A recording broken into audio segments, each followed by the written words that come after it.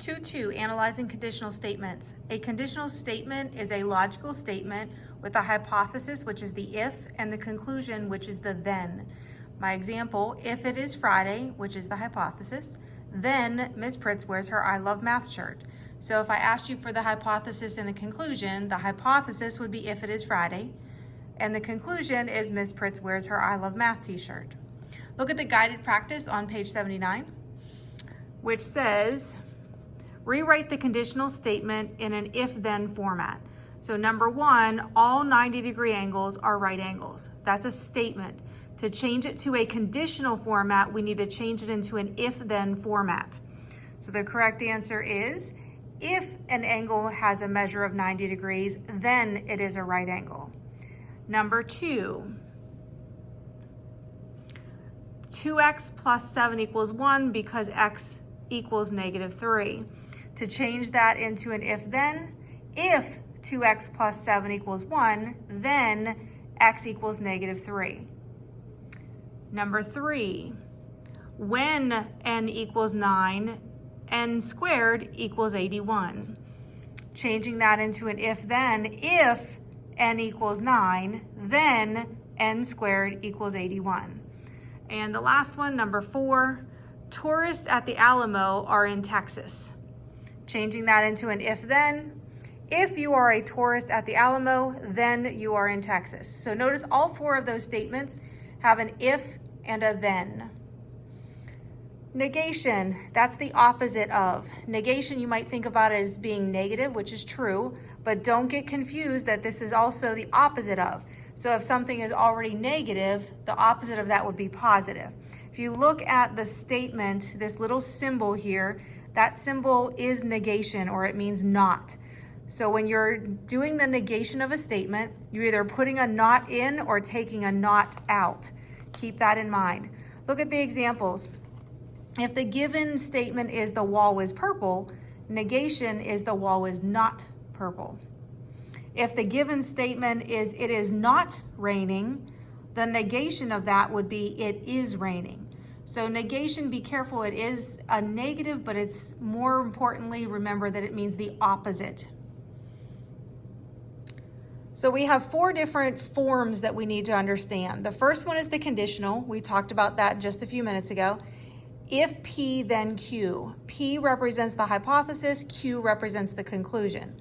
So if you look at the statement, this is a generic way of saying if P, this arrow means then Q.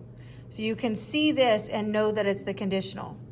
The next one, the converse, you switch the hypothesis and the conclusion. And we're gonna go over an example of this in a few minutes. This means if Q, then P. The Q, remember, is the hypothesis, is the conclusion. So we're gonna switch those around in opposite locations. The inverse, you're gonna negate both. So you go back to the conditional and we're gonna negate the P and negate the Q. So this means if not P, then not Q. Remember that little squiggly line means not, which means the opposite. Contrapositive, you negate it and switch it. So again, going back to the conditional, you're gonna switch those and negate them. So we're gonna put the Q first and the P last and negate them. So this means if not Q, then not P. So whether you memorize this with these definitions or with these symbols, you have to understand what format is which. So here's an example. The conditional, if you love math, then you are a geometry student. Quick review. Your hypothesis is if you love math. The conclusion is then you are a geometry student. The converse, that's when you switch the P and the Q. The converse would be if you are a geometry student, then you love math. Notice how they're switched from the conditional. The inverse, you go back to the conditional, keep it in the same order, and you negate both statements. So the inverse would be if you do not love math, then you are not a geometry student. Notice how I put a not in both of those locations.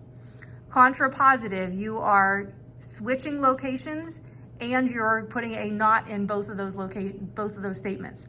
So the contrapositive would be if you are not a geometry student, then you do not love math.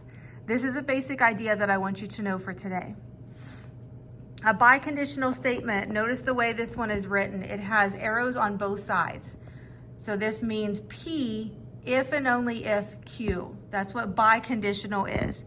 So you can write a biconditional statement if the conditional and the converse are both true. Then you can write it with if and only if. And let's go over some examples of that. Good definitions can be written as biconditional. First example, if an angle measures 30 degrees, then it is acute. That's a conditional statement, that's true. If it's 30, it's acute. Now, if we do the converse, we're switching those locations. So the 30 goes last, the acute idea goes first. If an angle is acute, then it measures 30. That's not a true statement. If it's acute, it could be 2 degrees, it can be 80 degrees, it could be 72.3 degrees. Just because it's acute does not mean that it's 30. So that is a false statement. Because the converse is not true, you cannot write this in a biconditional way. Conditional is true, converse is false, can't write it biconditional. Look at the next example. If an angle measures 180, then it is a straight angle. That's true. The way it's written, if this is true, if an angle is 180, then it's straight. That's true. If an angle is a straight angle, then it measures 180 degrees. That's also true. So because both of these statements are true, I'm now allowed to write this in a biconditional way. So look at the difference between the first two, the if-thens. You take the if and thens out and you put if and only if in that center. So look at the way it's worded in a biconditional statement. If an angle measures 180 degrees, let me try that again. An angle measures 180 degrees if and only if it is a straight angle. This IFF is a shorthand way of saying if and only if. An angle measures 180 degrees if and only if it is a straight angle. Take out the if, take out the then, put if and only if in the center. That's important that you understand what that means, and that can only be written if the conditional and the converse are both true. So big ideas for today is the biconditional statement and the 4 other statements: conditional, converse, inverse, and contrapositive. And here is your homework for today. And of course, you will have a quiz on this next time.